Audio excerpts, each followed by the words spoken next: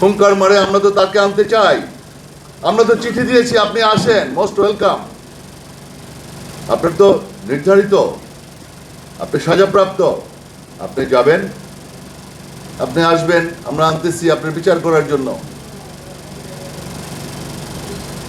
বিচার হবে। এর আগে কাদের মোল্লার ব্যাপারে কি জানি হয়েছিল না, যাবজ্জীবন। ইমরানের সরকার শাহবাগে ফাঁসি চাই বলছিল না, তারপরে ফাঁসি দিছে না। তো শাহবাগে করছে ইমরানের সরকার। আপনি আসলে পরে বিএনপি, জামাত, হেফাজত, এনসিপি, দেশের জনগণ সারা বাংলাদেশে বলবে ফাঁসি চাই। তো ফাঁসি কার্যকর হবে না? তো কোনো মানুষ, কোনো বোকা আপনি ফাঁসিতে ঝোলার জন্য আইবেন? আরে ভাই, উনি তো চাপাবাজি মারতেছে ওখানে বৈশা, লুটপাট করে নিরাপদে আছে সব। উনি যে কি আইব সেটা আমরা জানি। আসেন না আপনি। আমরা তো বারবার চিঠি দিতেছি, আপনি আসেন। বিএনপি বৃহত্তম রাজনৈতিক দল বর্তমানে সরকারে আছে। মোটামুটি একটা ঝামেলা সরছে কালকে। আমার নেতা তারেক রহমান সাহেব বিচক্ষণতার সাথে এগিয়ে যাচ্ছেন। 5 মাস হলো মাত্র।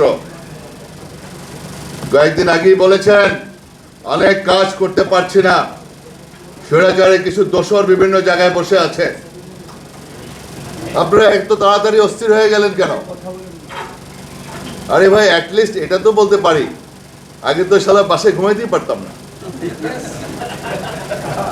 পরিবারের সাথে দেখা করতে পারতাম না।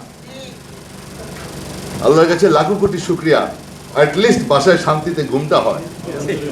আমাকে পুলিশ ধরতে আসে না, ডিবি ধরতে আসে না। আরে এটা তো বড় পাওয়া।